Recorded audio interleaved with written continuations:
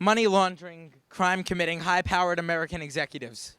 This is exactly what this presentation is not about. Because my name is Aaron Eisenberg, and I'd like to welcome you all to the third annual Westfilm Festival in Westfield, New Jersey, 2005. For the next 6 days, between the Westfilm Festival and the all-new Scotch Plains Fanwood movies in May, the local community of Union County will be witness to several short films as well as a few feature films done by local residents and residents from abroad. We hope you enjoy, sit back, relax, and action. That was supposed to be a camera clipboard.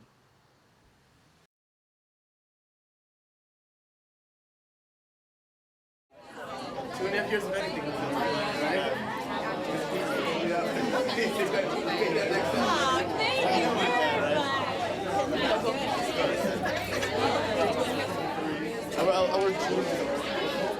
Hi, with me now is Westfielder Sam Freeman, an NYU Tisch grad whose new film, Unholy, it's completely professional. It will be out in theaters when? This fall, hopefully. This fall.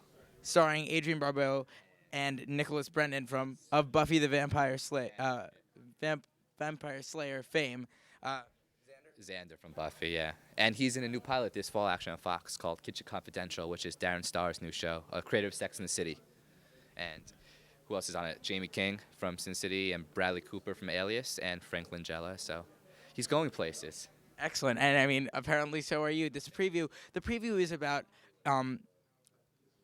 as you've told me, there has been this Nazi witchcraft conspiracy that you say was brought from Nazi Germany to the United States, and exactly what was the conspiracy?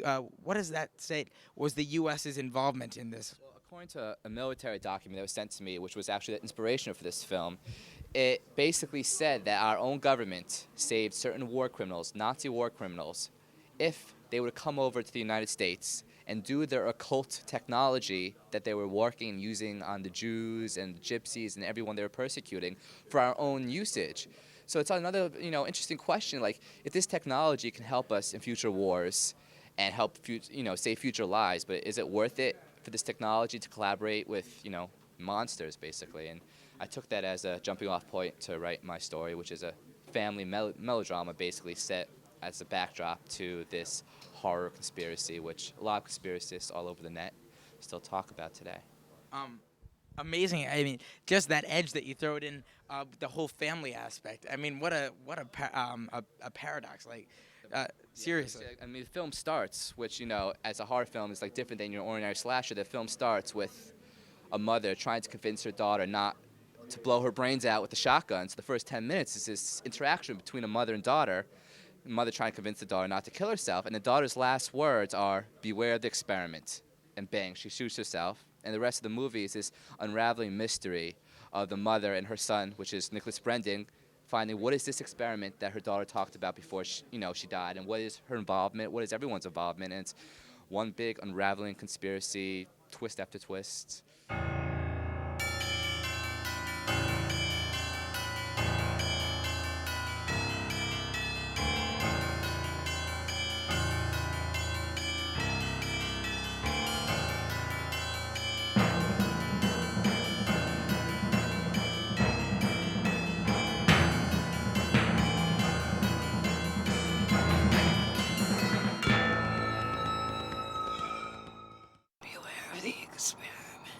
Right now, I am standing here with George Busey, the director of Robots, The Wave of the Future.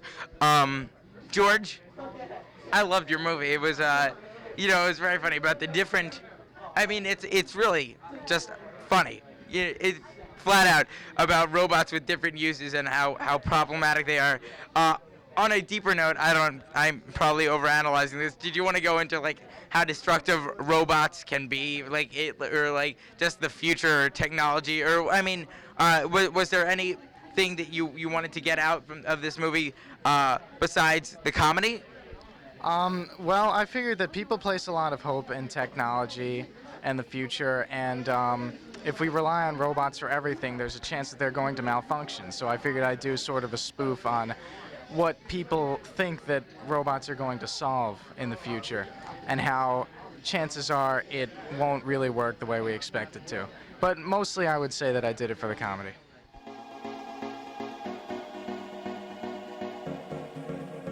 Greetings. I am a robot. The following footage is being broadcast live from the future through the technology of time travel broadcasting. You wouldn't understand time travel broadcasting, so don't bother asking me about it. Now, these 3 other robots will show you how they will improve the future of mankind in drastic ways. This is the Bloomer Bot, model number BT420. It has a highly developed artificial intelligence chip that allows it to digitally map a room and detect areas that need to be cleaned. It then sweeps up the area and automatically shuts itself off.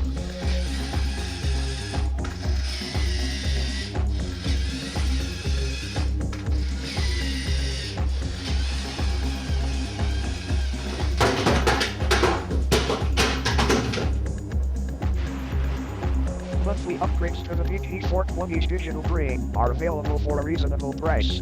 Self-inflicted damage to the robot is not considered a defect, and any repairs are at your own expense. This is the Messenger Bot, version 5.2. In the future it will replace all other methods of mail and package delivery.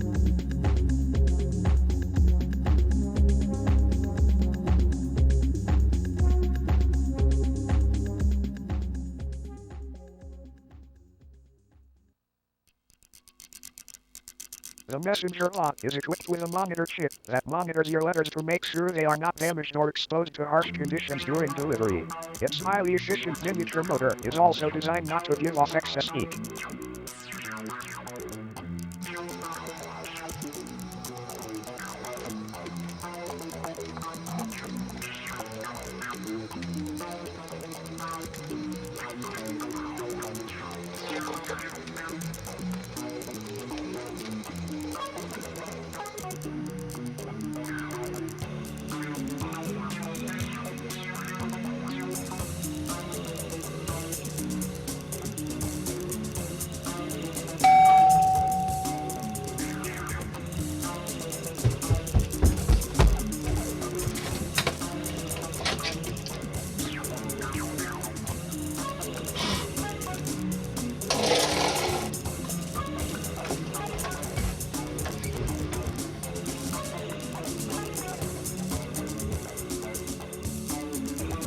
In the future, robots will also replace teachers. Children will no longer need to sit in classrooms to be educated. Teacher robots, such as the 2XL Model 3, will educate youngsters with more individual attention than they could receive in a classroom. Question number 11. True or false? Elephants are the largest land animal on Earth. Elephants often raise their trunks and blow a tremendous trumpet sound to scare away their enemies. Elephants often touch their trunks when they say hello to other elephants. And elephants often eat lunch with a spoon and fork. If all of that is true, press true. If it's not, press false. Press true or false now.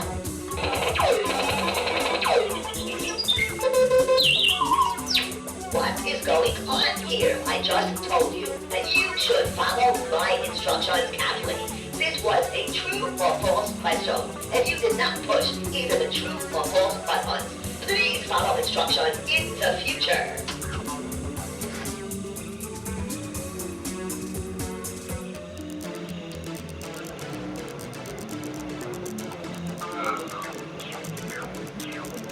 County Hospital. Well,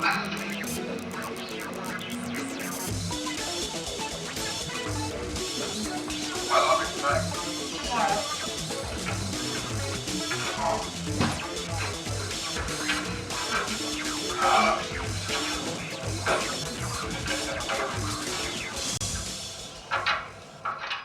As you can see, the future will be very different because of robot technology continuing to advance. Robots are the wave of the future. There's no denying it. One day humans will create a utopia. Until then, we need robots to maintain order and perform mindless tasks. Robots are awesome. Goodbye.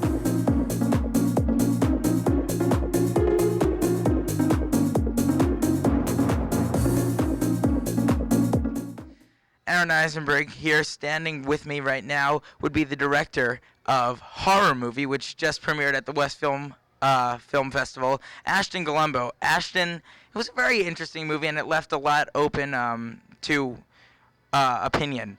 Is that what you were trying? What were your intentions and the concept of the movie? How once horror movie, their I guess own personal horror could happen simultaneously. Can you explain what's the story behind this? Well, I have a lot of friends who get freaked out really easily about stupid things. Like they watch a horror movie and they get really scared, and I never really understood because I have always been watching horror movies, so I've become desensitized, and I've always kind of wondered why they get so freaked out. So I guess I tried to answer some of those questions. Was your film helpful to you in understanding exactly what evokes their fear at all? I don't think so. I mean, I tried to make something atmospheric, but I don't know.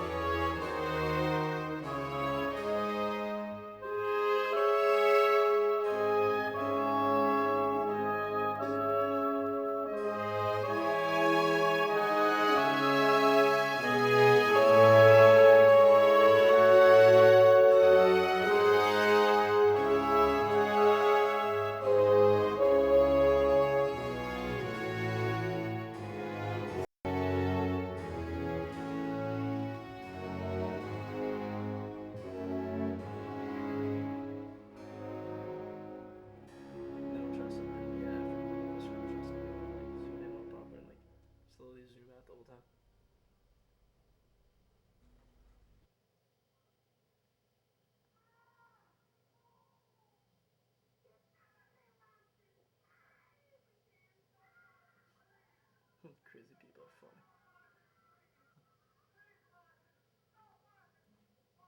This guy's really funny, Martin.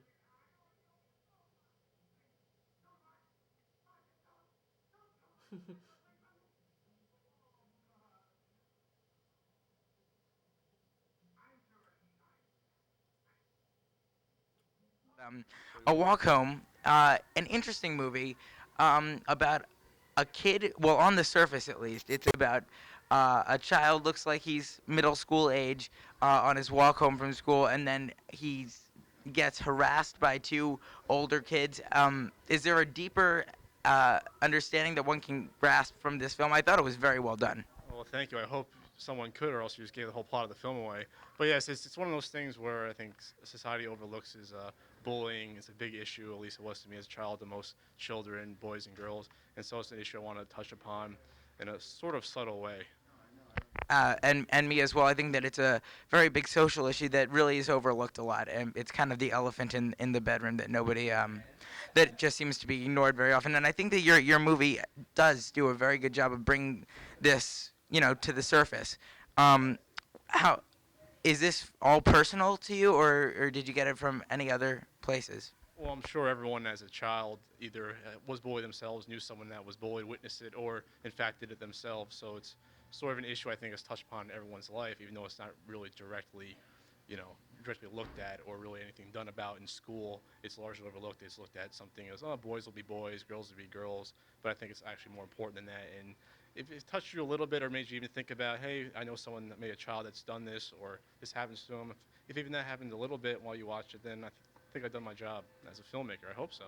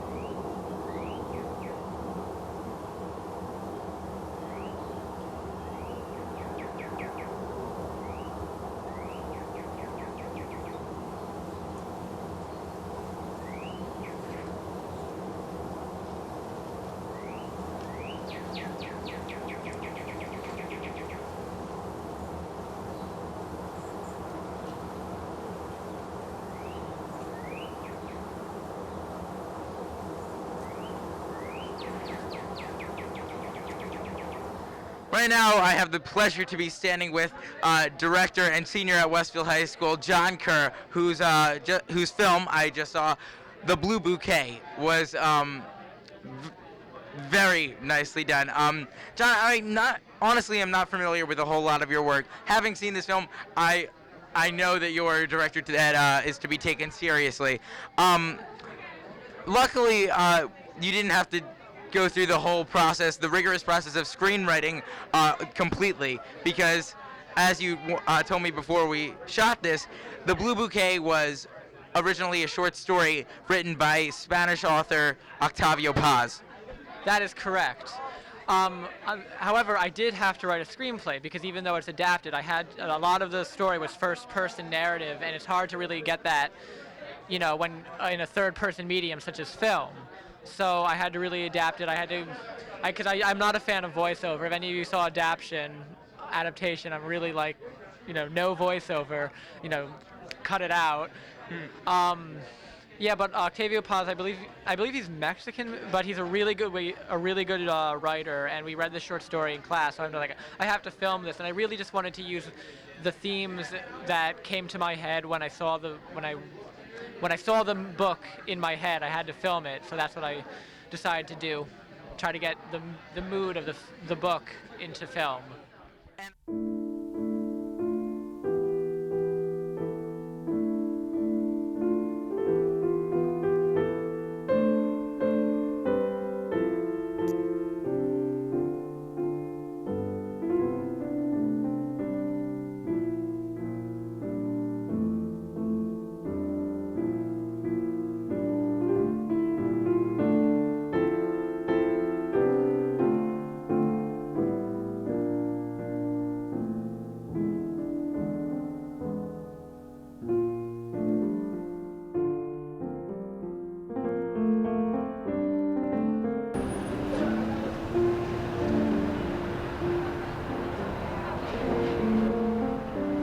How's your room, Mr. Xavier? It's adequate. Going out? Yes, I'm going for a walk. Everything's closed right now. Could be dangerous. I can handle myself. Thanks.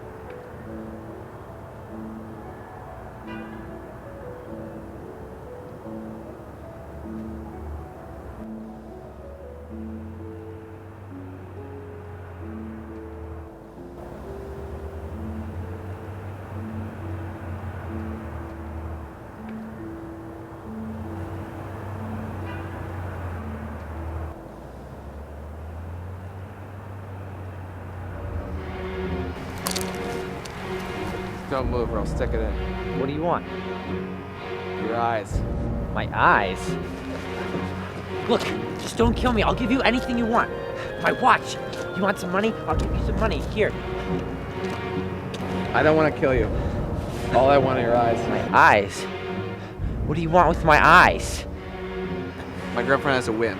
She wants a bouquet of blue eyes. And around here, they're hard to find. Look, my eyes aren't gonna help you. They're not blue, they're brown. Look, don't fool me, boy. I know very well that your eyes are blue. Let me see your face. Pretty clever. They're not blue. Now get out of my sight.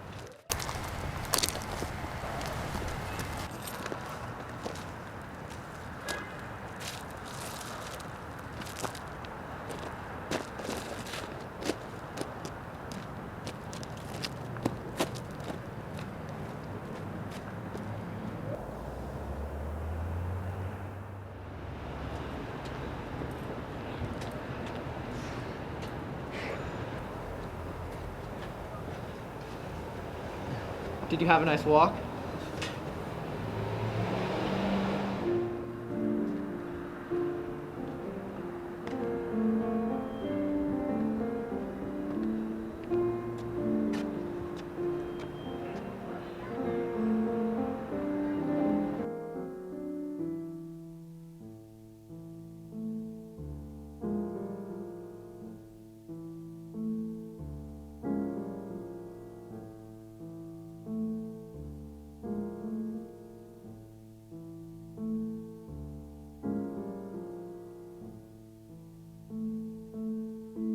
So John Lorenzini, the director, writer, and star of Coffee.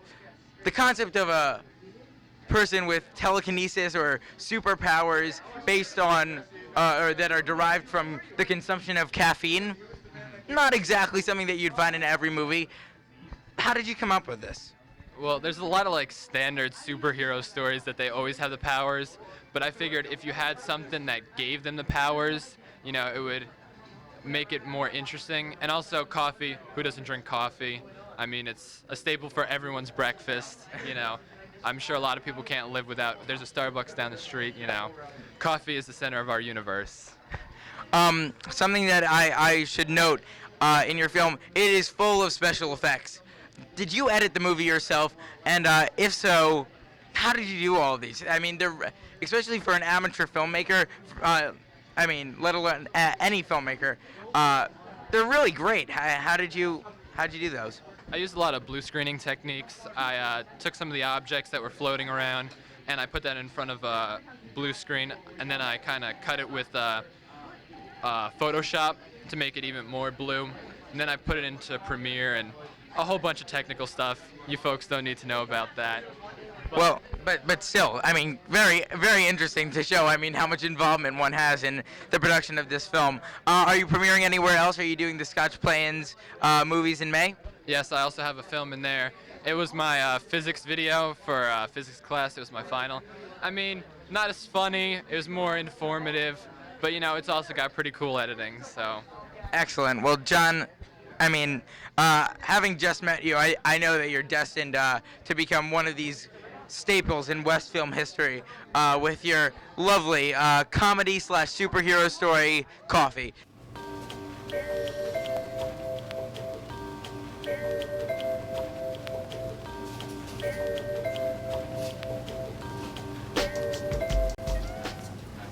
So what are you getting? I don't know, probably regular. What about you?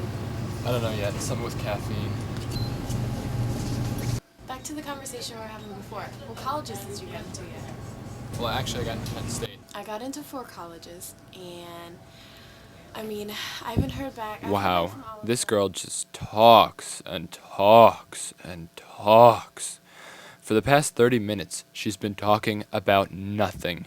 It's like listening to nails go down a chalkboard, or even worse, Ashley Simpson. Really, even though I woke up late, this seems to be the longest day ever. I got chewed out by Miss Gower, I was late for school, and my ex told me I don't listen to the conversations that we have. I'm listening to this, well, most of them.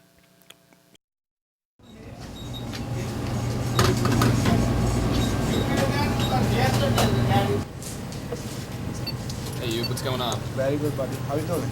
Pretty good. Just one coffee, please. Yes, 111, please. 111? Yeah. How's the rap career going? Wonderful. You got a freestyle for us? Free stuff? Yes. I give you coffee club card. Coffee club card? Yeah. All right, Buy cool. 5 coffees, get 1 free. All right, sounds good. Thank you. Thanks, Ayub. You are.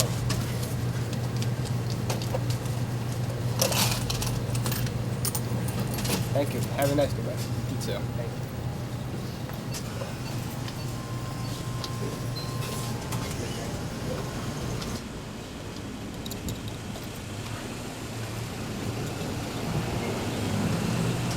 It's so hot out today. Yeah, I know. It's ridiculous now. But anyway, so I wanted to go down the beach this weekend, but it just didn't seem to be working out. I mean, I wanted Evie to come with me, but she didn't wake up on time. Lucky she's not on mute, or her hands would have fallen off by now. John, stop staring. Make eye contact. I know she took off her jacket, but that doesn't give you a right to look. Play cool, John. Just nod and agree. Nod and agree. Come on, John. Control yourself. What the hell? Oh my God. Are you even listening to me? Oh shoot, she's on to me.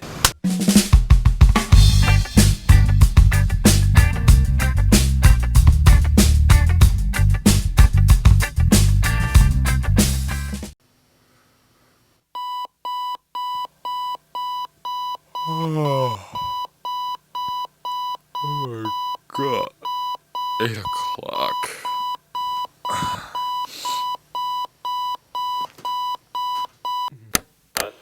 Man, last night was crazy. That was the most fun I had on a school night. Let me just sleep for like an extra 15 minutes.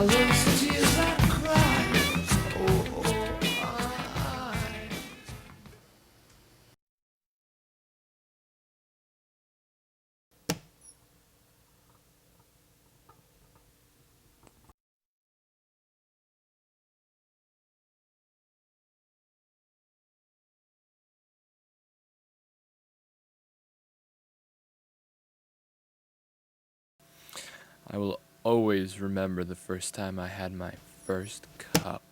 I was about 5 and my mom let me have a sip of her coffee. As soon as I did, that's when I realized something happened. Something changed. Coffee gave me this special gift. After years of practice, I was able to refine my skills, and now I always have these powers. All I need is 2 cups of coffee a day, and I'm good to go. As Spider-Man once said, with great power comes great responsibility.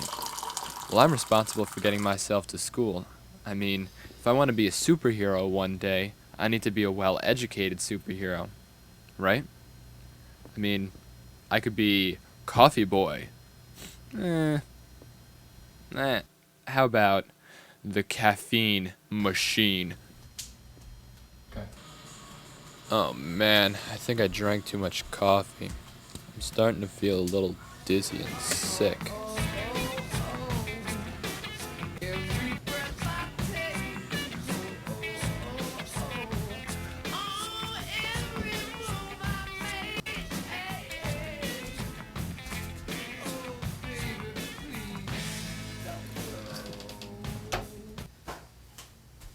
Wow, I look like crap. I think I'll just wash my hands and brush my teeth and then go. 'Cause, you know, who cares? I already have a girlfriend. Well, sorta.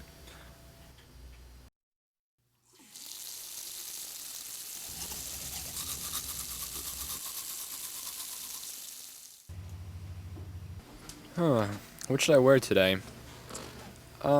I think I'll go with the whatever on top procedure, which is whatever on top, I'll wear.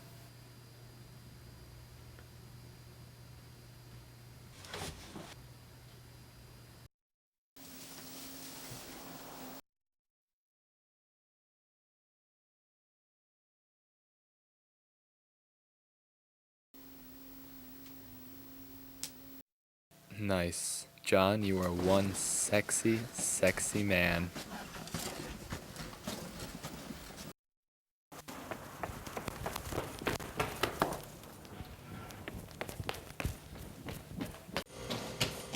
Hey, John, what were you second period? I'll explain later. What period is it now? Period 9. Hey, stop. Where are you going? There's no running in the hallway. Come on, use your powers.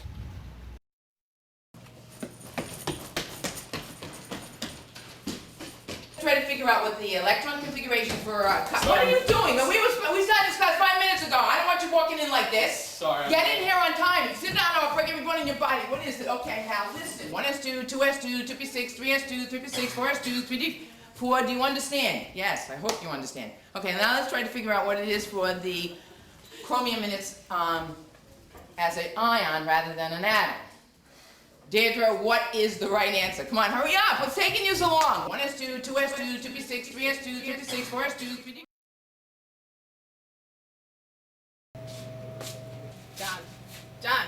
John! Oh, hey. What were you just doing? Oh, spacing out. Anyways, what's going on? Nothing. I was just wondering what you were doing after school. I don't know. Why? You want to go get some coffee? I would love some coffee.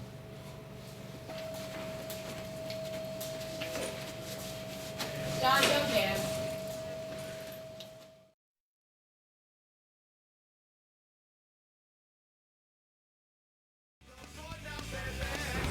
Yeah, well, I'm tired too. Don't make fun of me, John. Yeah, he's...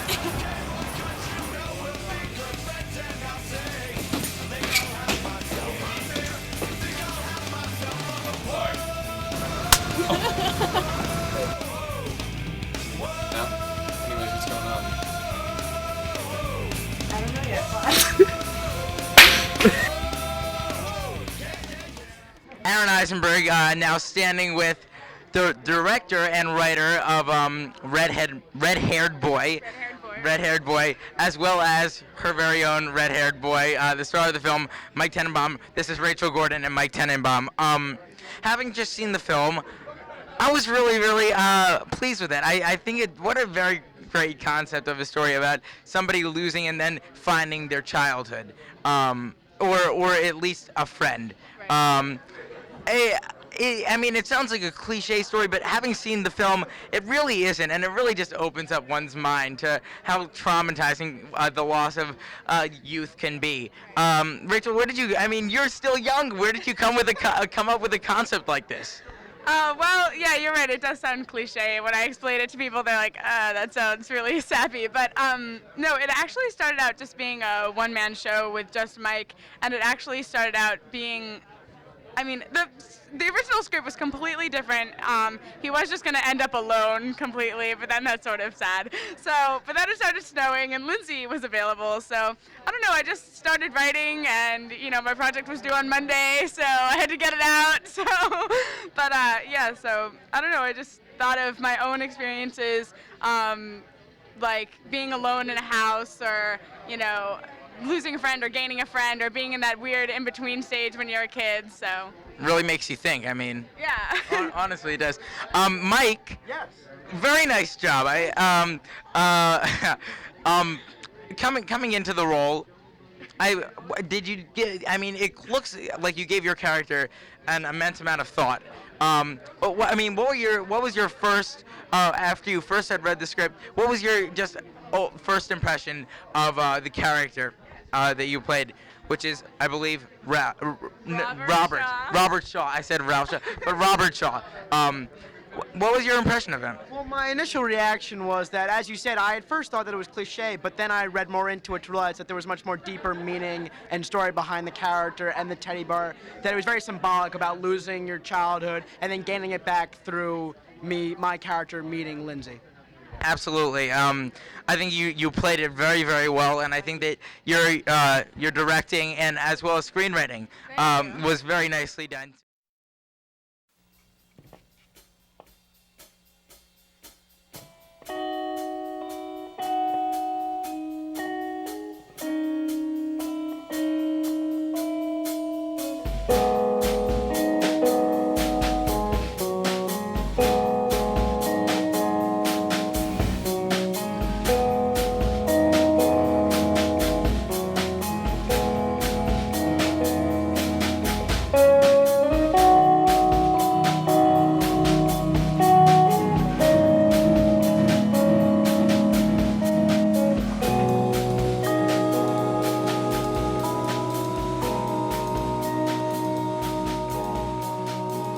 My name is Robert Shaw.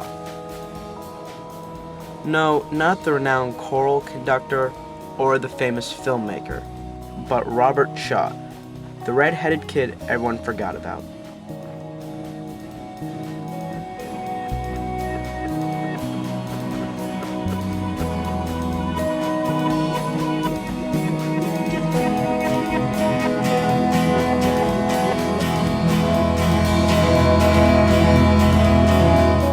I grew up 10 years ago, then my parents moved away.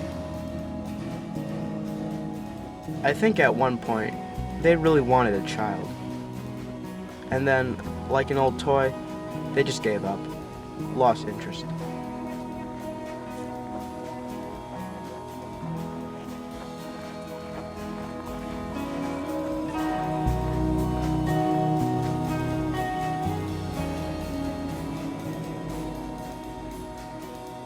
I don't blame them. I'm doing pretty well on my own.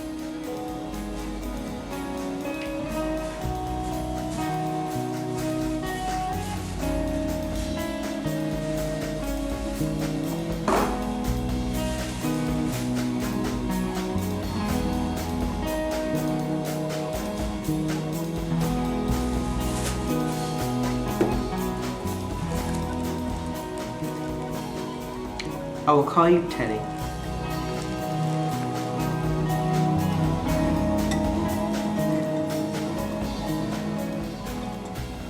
Every morning, I make pancakes for myself, and for Teddy.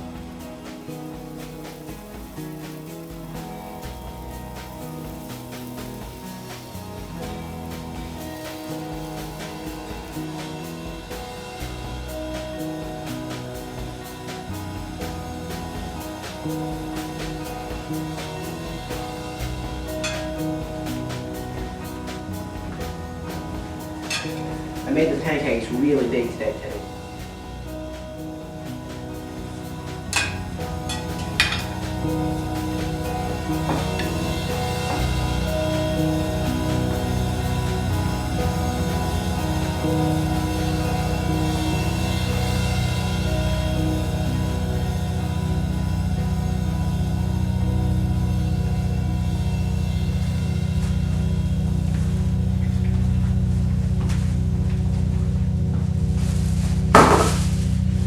One day, Teddy left me. He said he wanted to go to college and become a doctor. That was mighty brave of him. I tried to fill the emptiness that came with Teddy's leaving.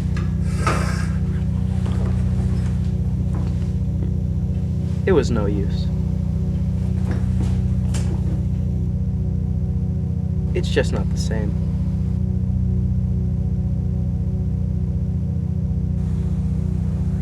Now, I'm alone.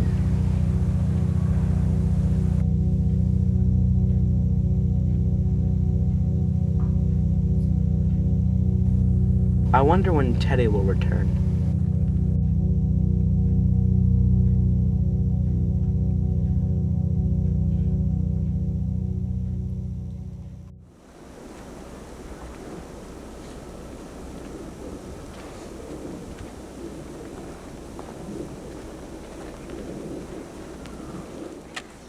Hey, Hey, are you new around here? no. Oh, I am. I just moved here from California. Weather's a lot different around there. Yeah. I like your hair. I don't like it when people try and touch my hair. Oh my god, I'm so sorry. It's just it's so pretty. I mean, you can't get color like that in a bottle. Yeah.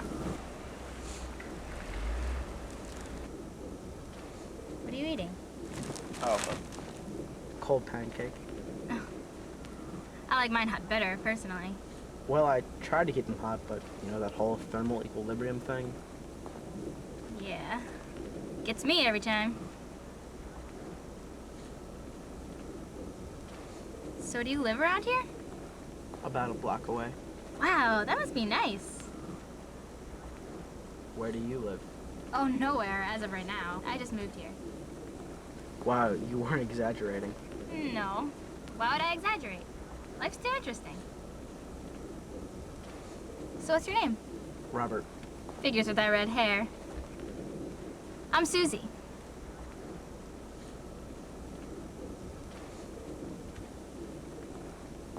So now that we got that out of the way, you got a place for me to stay? What? Well, I mean, we've had small talk, I've introduced myself, you've introduced yourself. You know I'm homeless as of right now. I mean, you know I'm not an escaped psychopath or anything, just an ex-actress.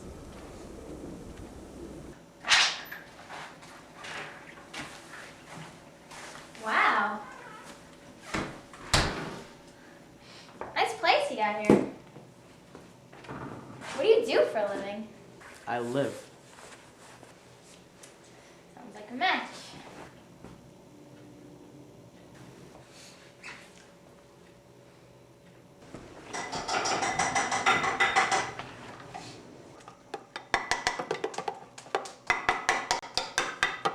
What are you doing?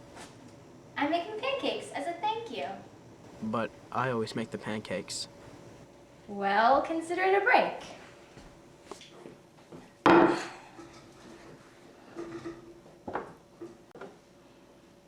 I put food coloring in them. You know, to make them fun.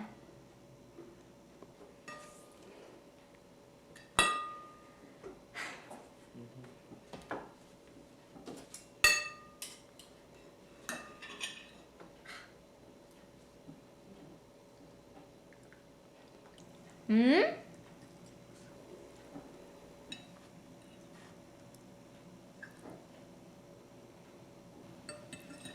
Robert, can I ask you something? How old are you?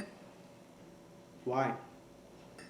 I mean, you're living here all by yourself, and it's just that you're short. I mean, you're not like short like a midget. I mean, I've known midgets before. It's just like, I'm responsible. I know. I keep clean. Yeah.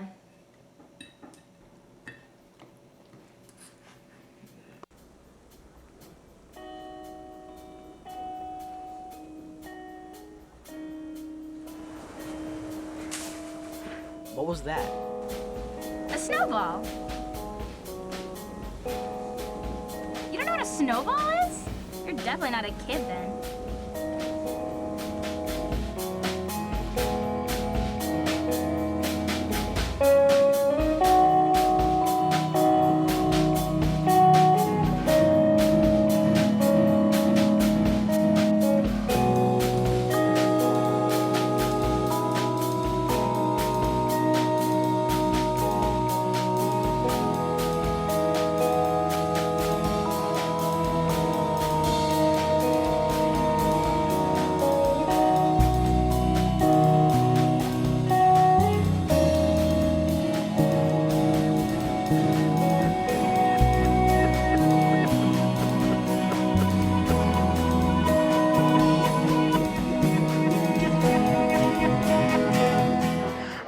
I'm standing here with Union resident as well as young director Nick Pavano, whose preview Jersey Ghost we just saw. This movie, Nick, is about the Jersey Devil, which is a huge urban legend in the state of New Jersey. Everybody's heard of the Jersey Devil. When did you really start to analyze it on this next level and think about it seriously for a movie?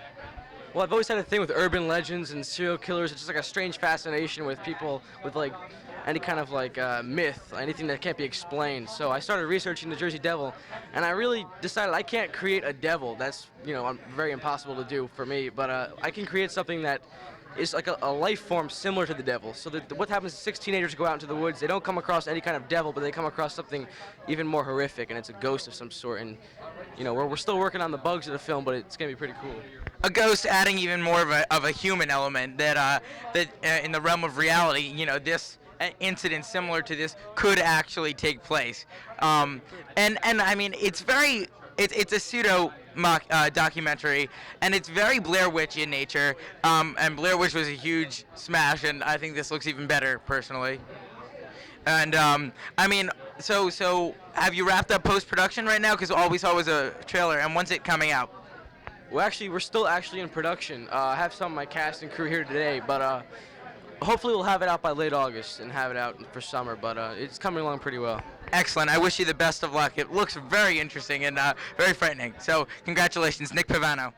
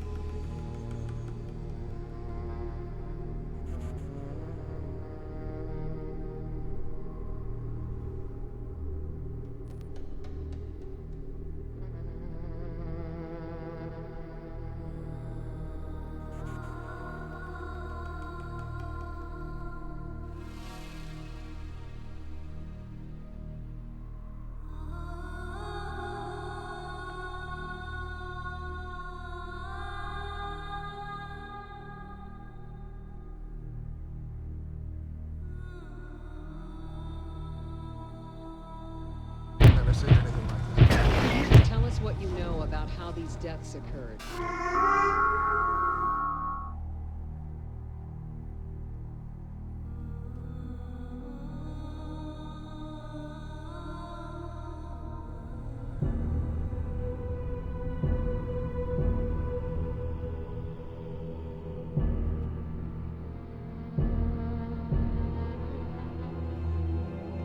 I can't breathe.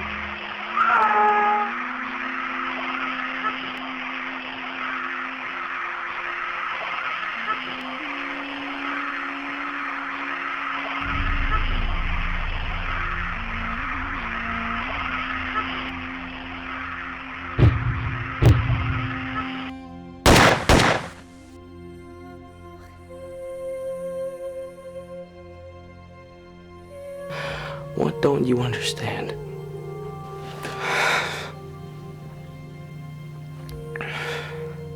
Something is out there. I don't know what it is.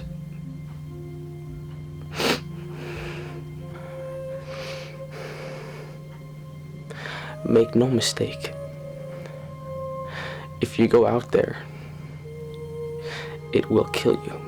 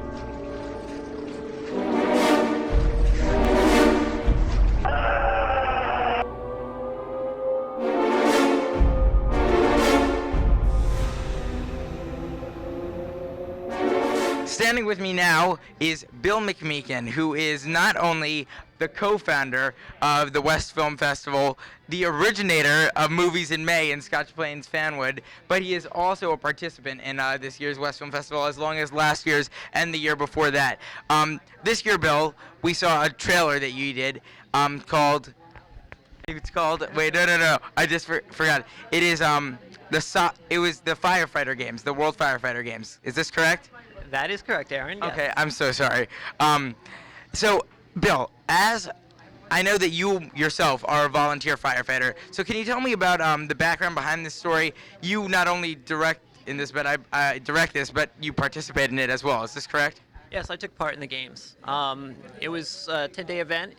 They hold it every 2 years. It's for firefighters from around the world. There were 4,000 firefighters from 60 different countries and 40-some events, ranging from typical athletic events like track and field and swimming and things like that, to arm wrestling and poker and bodybuilding. So some slightly different events too.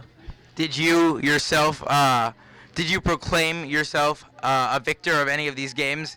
It takes immense strength, especially when competing against other firefighters who are some of the strongest people around. I got 1 gold medal and 2 bronze medals in the swimming competition, so it was fun.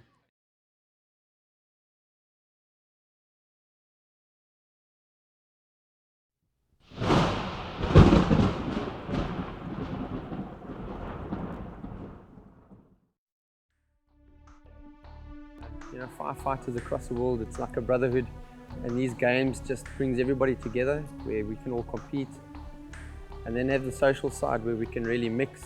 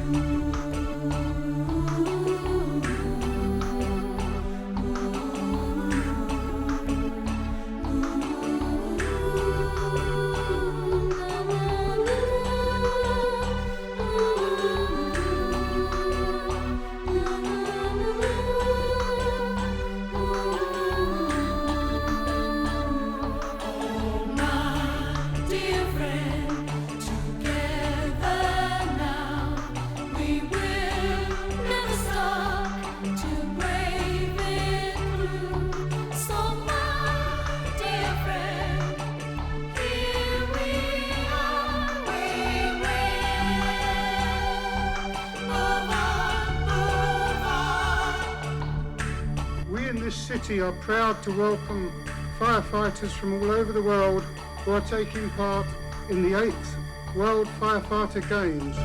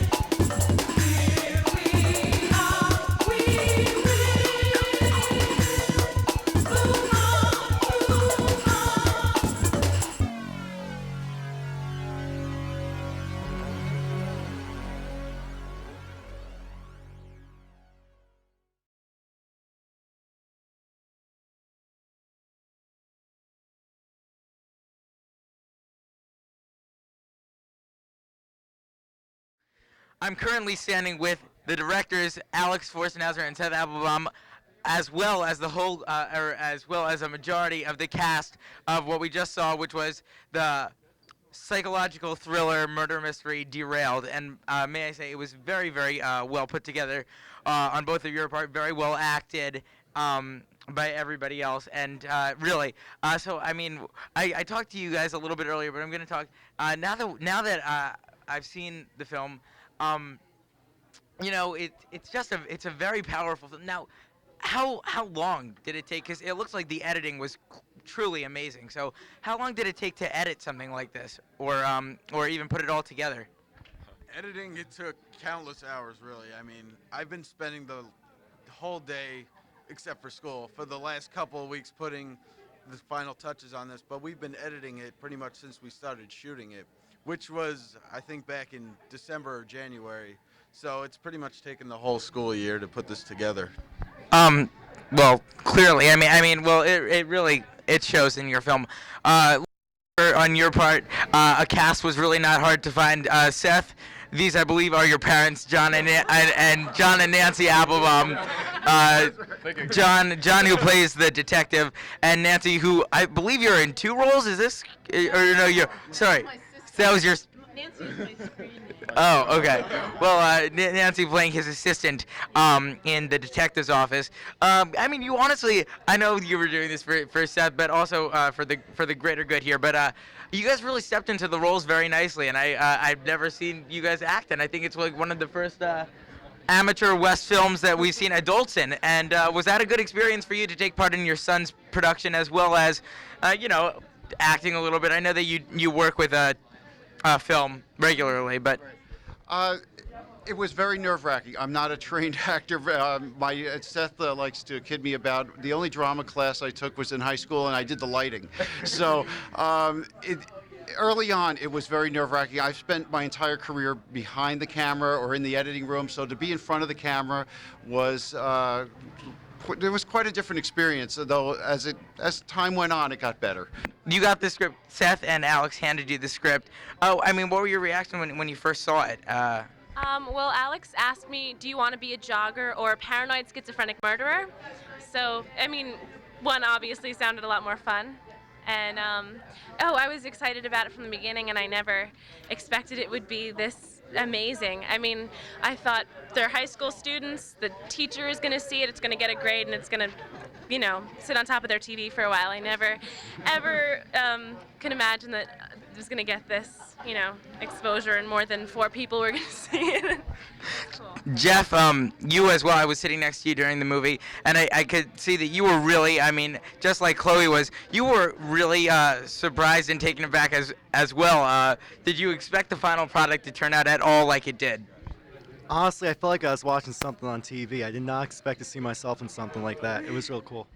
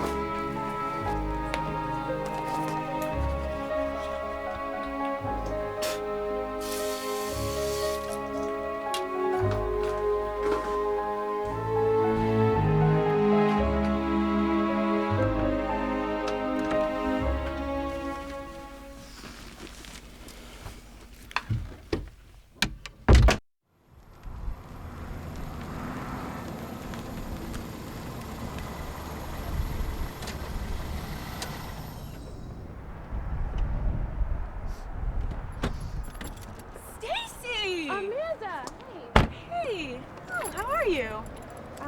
Better. Wow. I haven't seen you in like 5 months. That hasn't been that long. Yeah. Oh my God. How's it going? You know? It's all right. 3 interviews today. That's great. Get out. Hey, that's awesome. Well, I should, should Yeah. go. Okay. Well, good luck. Thanks. Good. You too. Bye. Nice seeing you. God, I'm so sorry.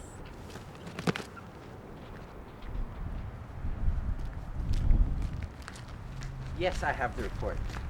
Yes, it's in the right format. Yes, I did it last night. Mr. Brenner will love it. Okay? Okay, all right. Goodbye.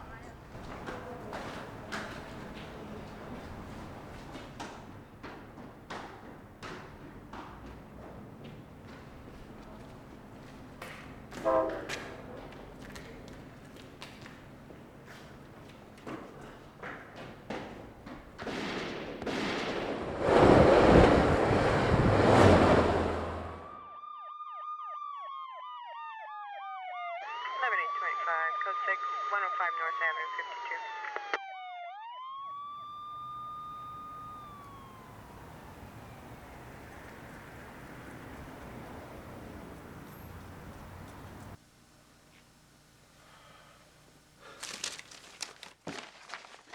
Damn it, Nancy. Where are the files? I have nothing on this case. I don't know what to ask these witnesses. Should I tell them that you need more time? No. Just send them in one at a time. Right away. Stacy Phillips, come with me, please.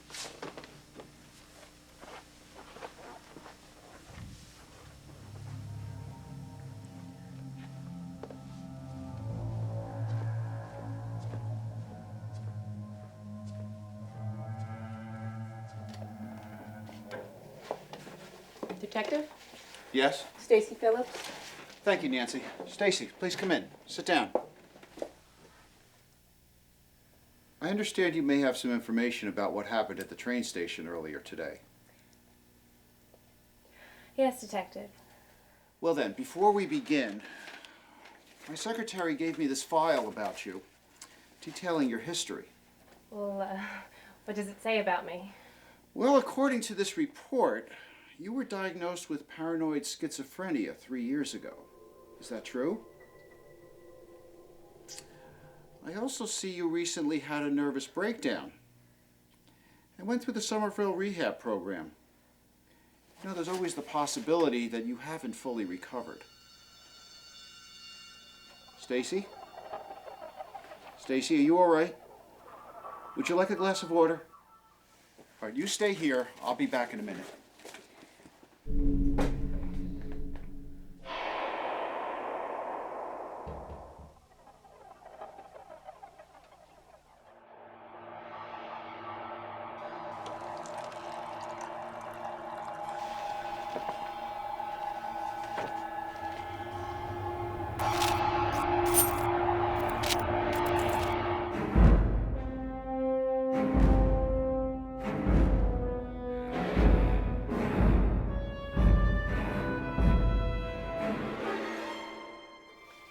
You okay?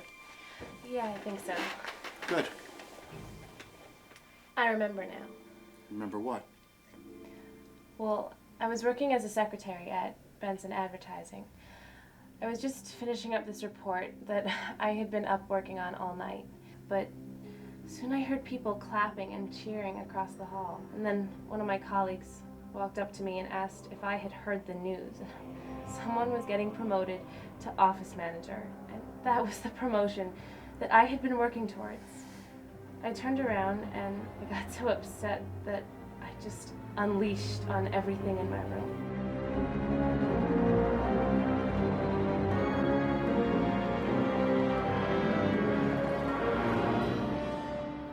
Stacy, could you tell me what happened this morning?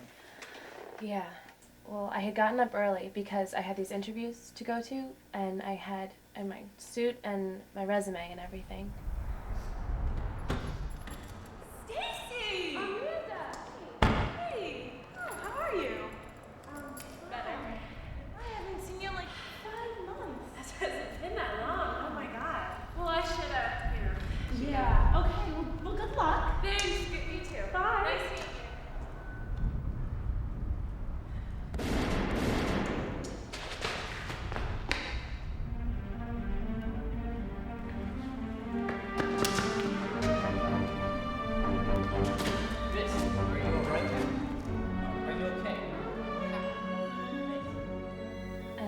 And then the police showed up and then brought me here. Thank you, Stacy.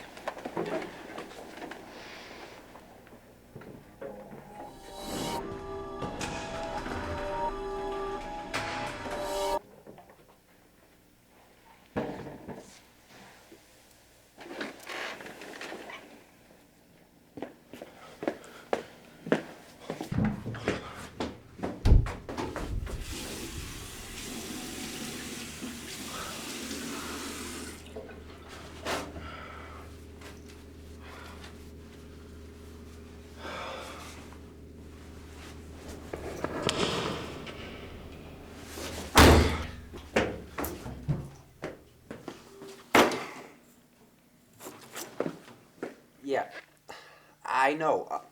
I'll fax you the report. Yeah. Yes. Yes, I know. I'll have the report for you tomorrow. Yes, I'll fax you the report. Carl Watson? Hey, listen, I gotta go.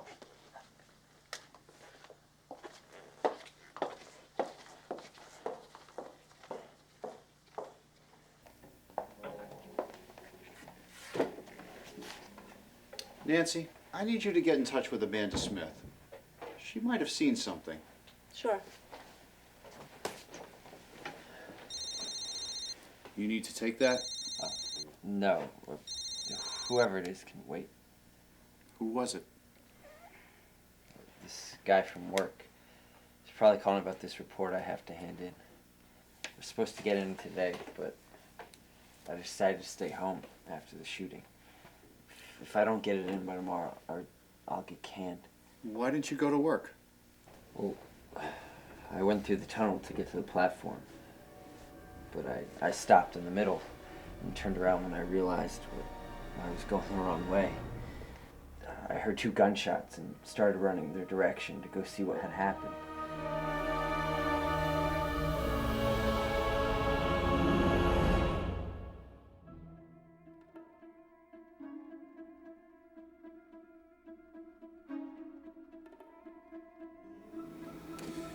When you went to check on this person on the platform, did you notice that there was a bottle of pills next to her?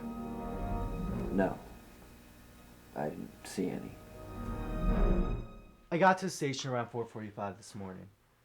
When I was walking towards the elevator, I ran into some woman. God, I'm so sorry.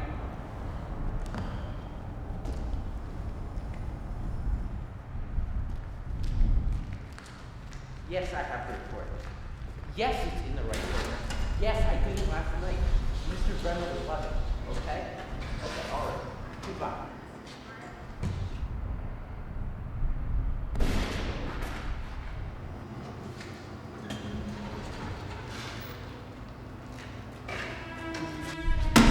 It was the same woman I'd run into earlier. With no one else around, I suspected a suicide, but I couldn't imagine why. She seemed like such a cheery person, but I guess there was more to her than I had seen. Sorry to interrupt, Detective, but I've been unable to contact Miss Amanda Smith. Should I keep trying? No need to, Nancy. Amanda Smith is dead.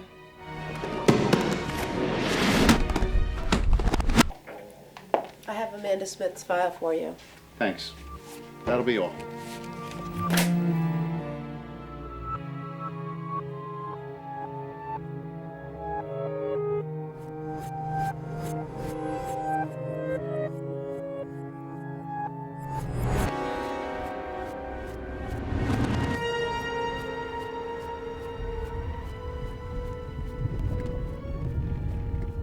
Nancy, it's Ed.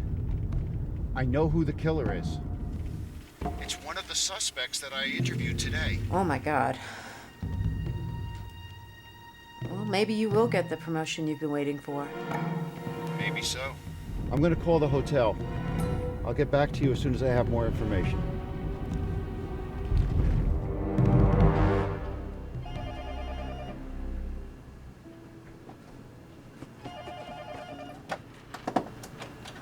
Good evening, Westfield Inn. This is Dana speaking. Would you connect me with room 237, please? 237, hold on one moment. No, I'm showing this guest checked out already. Yeah, actually, they were at the front desk. I believe they said they were going to the train station. Great, thank you.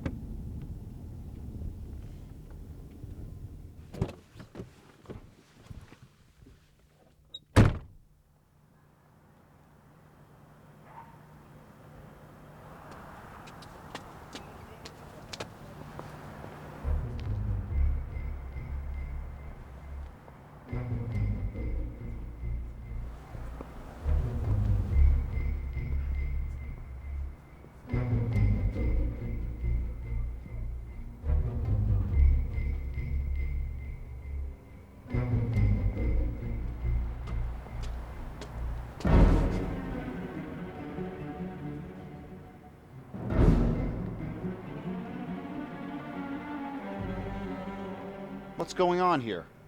I just came looking for my pills. Stacy? I just came here to take care of some business. I hadn't expected you or Jake to be here. I was working as a secretary at Benson Advertising. Someone was getting promoted to office manager. Did you hear the news? Amanda's been promoted.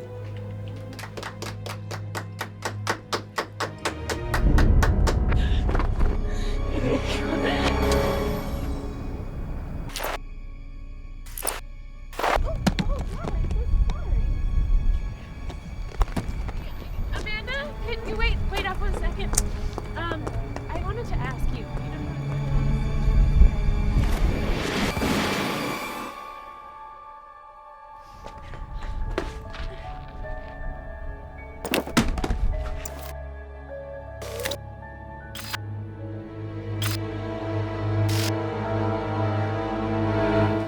I'm ending it all. Finally, the end of my miserable life is here. But now it looks like I'll be ending more lives than my own. I can't risk any of this getting out. It would be best to just dispose of the evidence.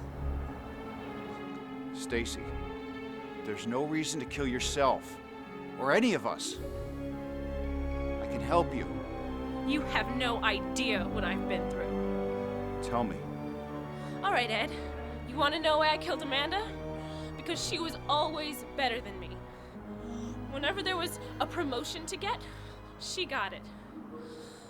I was always one step below her. That day in my office, when she got that promotion that I wanted, it killed me. And then, to make it worse, my boyfriend left me. Because I worked too much and was never around. That's why Cindy left me. Cindy, who's that? My ex-wife. She left me because I was spending too much time at work, and not enough at home.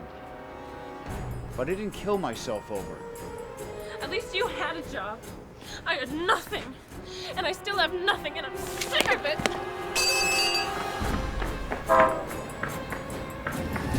Well, in a few seconds you won't have to worry about saving me anymore. No!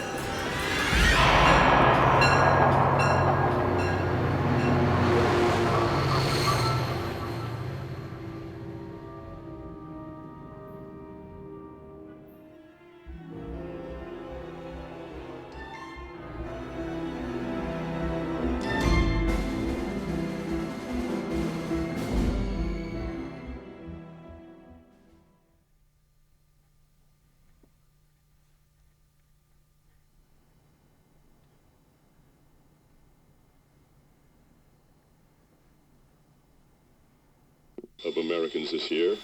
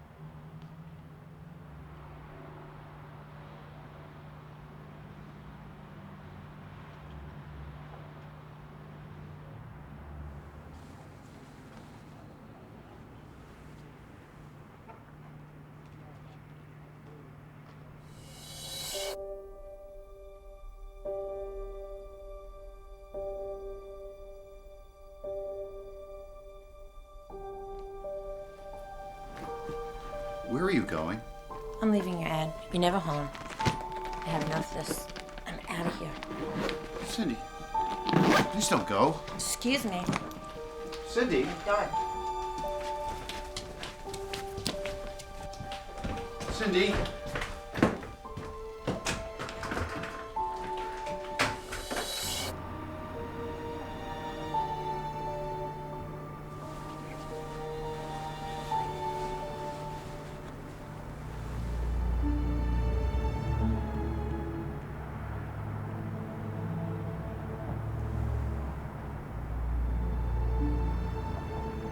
Hey, Cindy. It's Ed. Yeah. Right.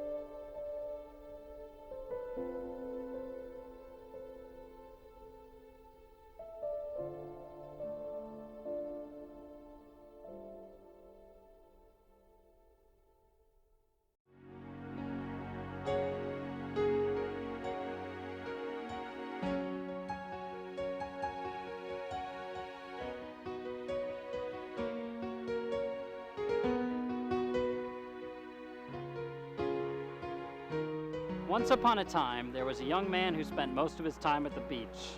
He would sit there night and day waiting for his true love to arrive. He knew that one day he would find her and they would live happily ever after. What he didn't know is that he would have to rescue her from an evil wizard who had threatened to take over the world by transforming everyone into eels. The wizard wanted one woman for himself, but he wanted the same beautiful woman the man from the beach wanted. Our hero would have to infiltrate his evil castle to battle the wizard for the Staff of Darkness, which would reverse the spell he casted. Our hero then defeats the evil wizard, gets the girl, and lives happily ever after. You're crazy.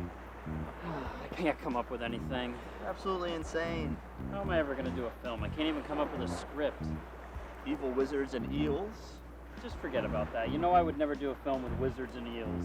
I think I just have a bad case of writer's block. Look, you can only be blocked if you're going in a certain direction.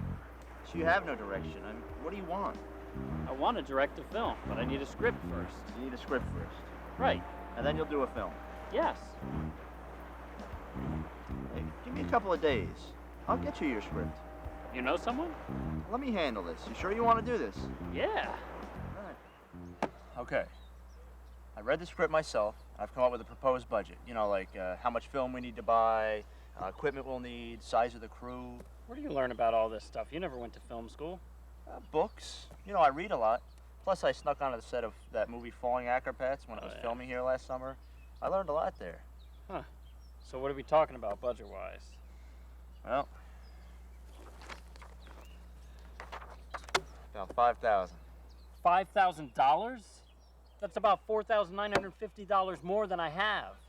Well, looks like we'll have to get second jobs then, I guess. Should we do that before or after we rob a bank? Oh, there he is. Nice summer attire, huh? That's Freddie.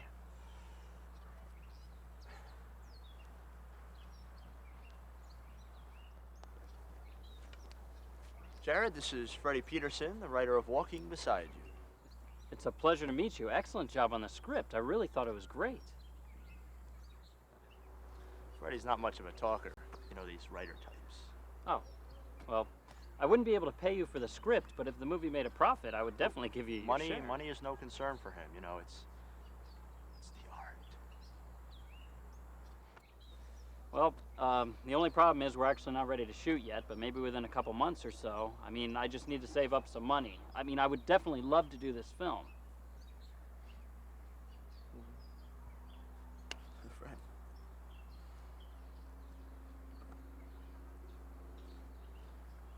I hope we don't lose this script. It's fantastic. I can't believe he wrote it. He just doesn't seem like the type. By the way, what's the matter with him? I don't know. He didn't say.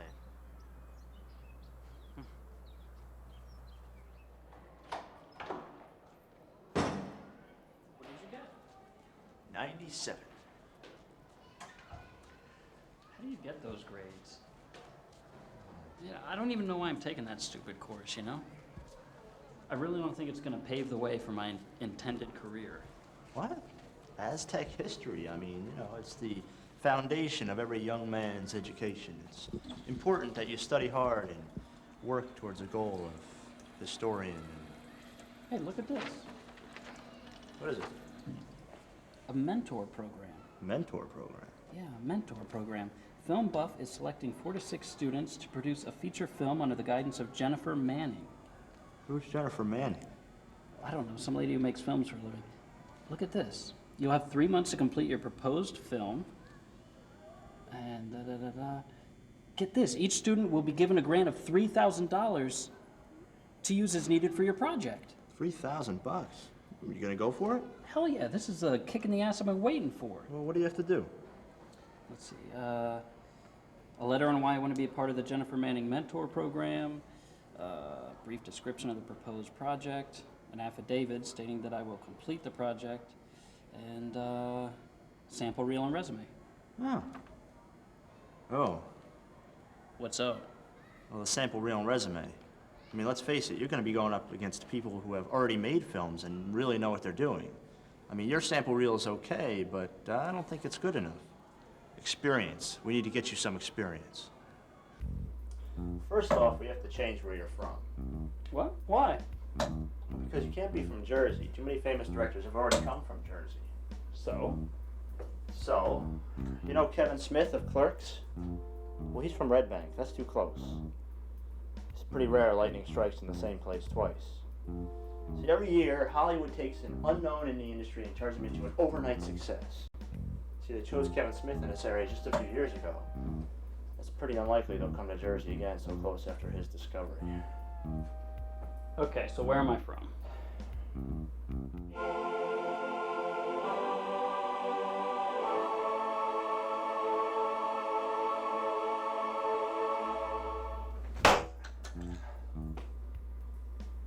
Delaware. Why Delaware? Well, what famous directors do you know that come from Delaware? What famous anything do you know that comes from Delaware? Now, let's move on to your education. Graduated from NYU Film School. What do you mean graduated? I only took 3 classes. So, they don't know that. Yeah, but what if somebody checks, man? What are they gonna do? Call and check your attendance? Relax, people fudge their resumes all the time. I mean, the only thing they care about is like criminal records and background checks, that sort of thing. If you say so. Now we need to get you some professional experience. Maybe you're working as an assistant director on a film somewhere. And why an assistant director? I'm glad you asked. You see, on these small films, you don't have the luxury of having an assistant director. So having that experience will be a plus for you since you're going to have to take on that responsibility as well. Ah, good point. The name of the film. Drifting Sand. What the hell is Drifting Sand? It's the name of the film in which you were the assistant director. Is there really a film called Drifting Sand? Of course not. Not that I know of. I don't know about this, man. What if somebody checks? Who's gonna check? Look, with all the thousands of independent films going on and being shot every week, it's impossible to keep up. Not to mention, like 75% are never even seen or completed. Do you learn all of this stuff from those books? I can't believe you're leaving us like this. Nothing is forever. But what about all that talk about blue skies? There are no blue skies, only shades of gray.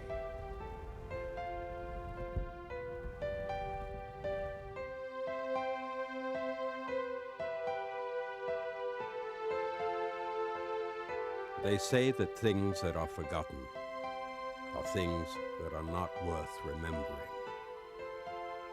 I shall never forget Lily.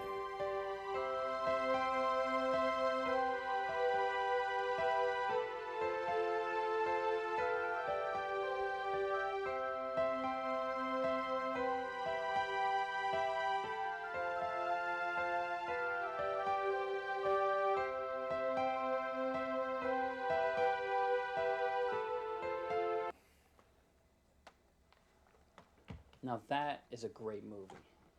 It's one of the classics. That's who I need for my film, man. Billy Richardson. Let me get him on the horn. Oh. Billy, yeah, this is Kevin. Yeah, how are you? Yeah, we met at that party last year, remember? Oh, okay. We're doing a little film down Independent Jobby. Uh-huh. Okay. Yeah, oh, no pay, but Pizza Pirates catering, you know? Look, speaking of which, I'm hungry. You want to get something to eat? Yeah, let me check my voicemail first. You're getting obsessed with this voicemail checking. I know. I hate all this waiting. I either want to know that I've been accepted or just let me know that you've discovered all my lies and I'm disqualified and therefore a laughing stock.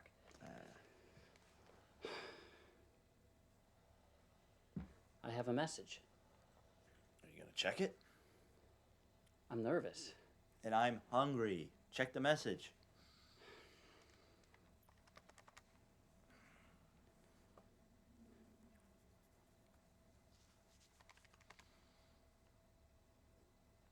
I have one new message. Hi, Jared.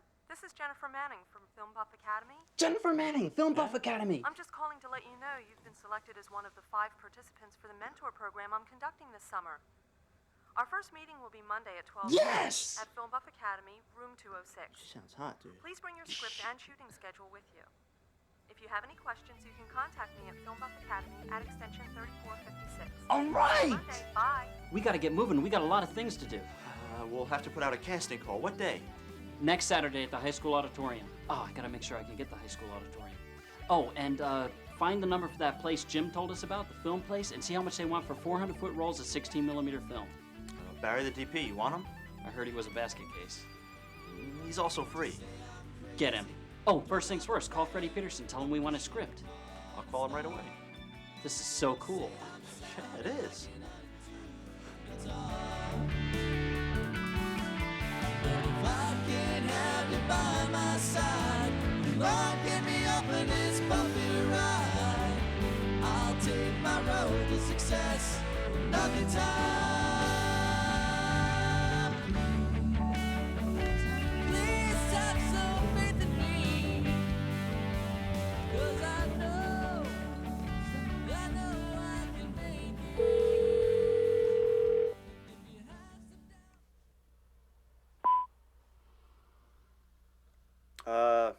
Freddie, that's a great message. Listen, we're about ready to do the film, so as soon as we get the script, we can get this puppy rolling. Just give me a call back or get in touch with me somehow when you hear this message. It's good to hear your voice again.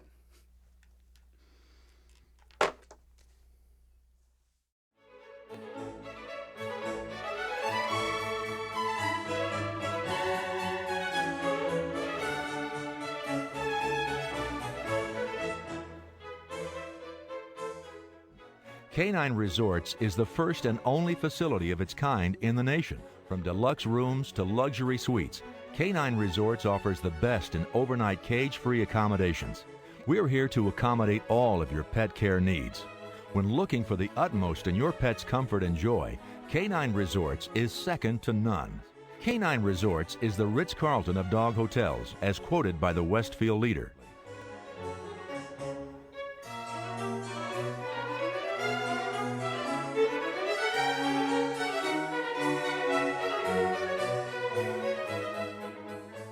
We started out with just simple business cards and advertising around town, flyers and telephone poles and things of that nature. And then as the business became more and more professional, we started making more and more money, then we started spending more and more money. So as our revenue increased, we started increasing, the budget. We've gotten so big in the in-home pet sitting, which is our sister company, Canine Guardians, that we had to downsize, I guess you can say. We only service now Scotch Plains, Fanwood, Westfield, Mountainside. So we thought if we made a facility where they can come to us rather than we can go to them, we still kept the luxury aspect in mind, that we would get a big response and big turnouts. Now, we're here in Fanwood, we're happy here, and it makes it convenient. We're right on South Ave, so it makes it convenient for people to come to us and to find us.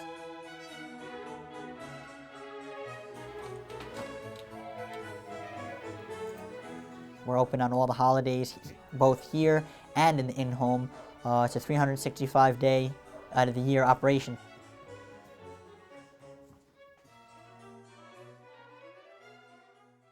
The most standard room we have now is our luxury suite.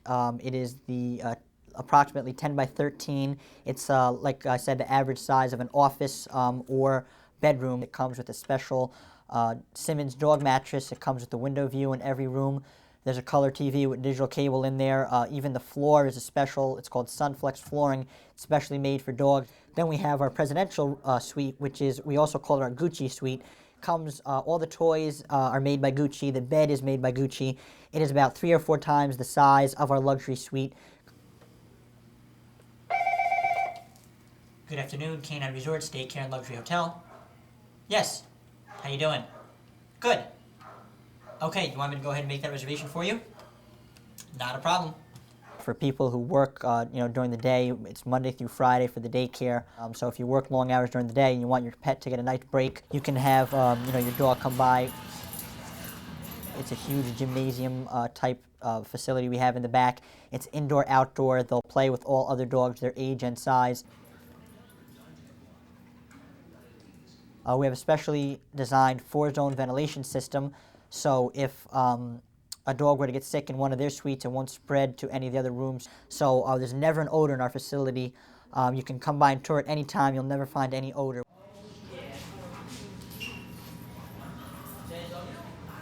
We offer bathing. We use Le Pooch shampoo, which is imported from France. It's a special, dog shampoo. My favorite things in life are dogs and running a business, and seeing how I get to do both with these businesses. I really enjoy working with the animals. I really love the challenge, and it is relatively hard. It's pretty great. I have taken a couple of calls from Florida that I guess people found our website. Not at the present time. We're not getting into that at the moment, but feel free to check out with us in a couple of months, see if we have any interest. And they said they wanted to check in with them and their family. And they didn't know by looking, just by reading, I guess, our website, they just maybe thought it was K through 9 for children, daycare, something like that. Correct. Thank you so much. Okay. Thank you. Bye-bye. It's very hard. It's very fun, though. I can't say that I don't enjoy it, because I do. That's why, we started the business in the first place. But it helps to have 2 of us around, because, if something were to happen, at least one of us will always be around.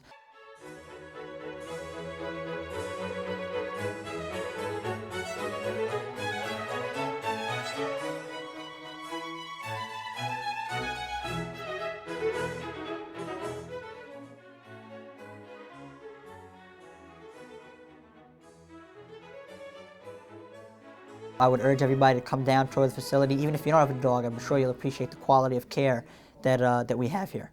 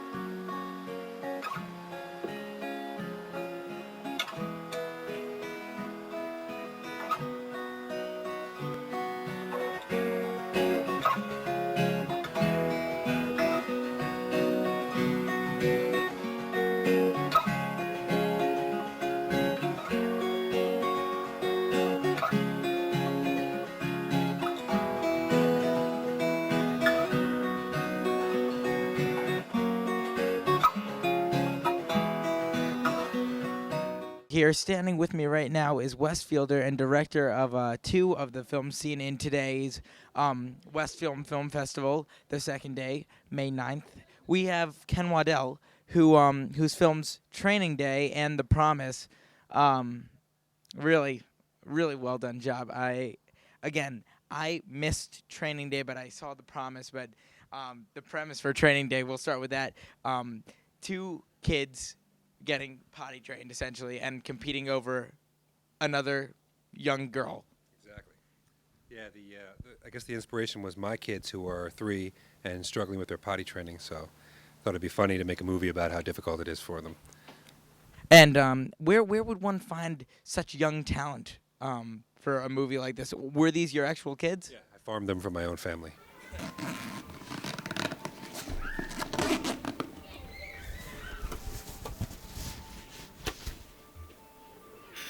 Arnold, no cameras allowed in the classroom. Put it away.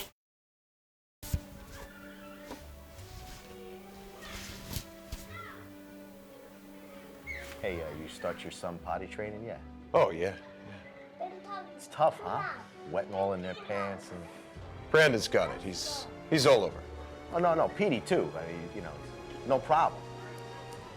But, this is his first day with no diaper and daycare. Well, he'll make it. Same here. Yeah. I guess this will be the test.